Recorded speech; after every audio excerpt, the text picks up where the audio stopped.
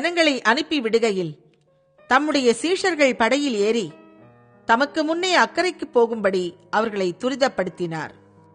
அவர் ஜனங்களை அனுப்பிவிட்ட பின்பு தனித்து ஜெபம் பண்ண ஒரு மலையின் மேல் ஏறி சாயங்காலமான போது அங்கே தனிமையாயிருந்தார். அதற்குள்ளாக படகு நடுக்கடலிலே சேர்ந்து எதிர்காற்றாய் இருந்தபடியால் அலைகளினால் அலைவுபட்டது. இரவின் 4ஆம் ஜாமத்திலே இயேசு கடலின் மேல் நடந்து அவர்களிடத்திற்கு வந்தார். அவர் கடலின் மேல் நடக்கிறதை சீஷர்கள் கண்டு கலக்கமடைந்து ஆவேசம் என்று சொல்லி பயத்தினால் அலறினார்கள். உடனே இயேசு அவர்களோடே பேசி, திடன் கொள்ளுங்கள், நான் தான், பயப்படாதிருங்கள் என்றார். பேதுரு அவரை நோக்கி, ஆண்டவரே, நீரே ஆனால் நான் ஜலத்தின் மேல் நடந்து உம்மிடத்தில் வர கட்டளையிடும் என்றான். அதற்கவர் வா என்றார்.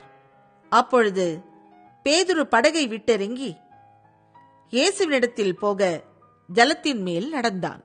காற்று பலமாயிருக்கிறதைக் கண்டு பயந்து அமிழ்ந்து போகையில், ஆண்டவரே, என்னை இரட்சியும் என்று கூப்பிட்டான்.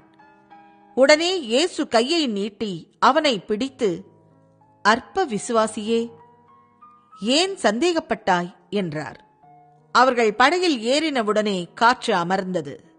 அப்பொழுது படகில் உள்ளவர்கள் வந்து, மெய்யாகவே நீர் தேவனுடைய குமாரன் என்று சொல்லி அவரை பணிந்து கொண்டார்கள்.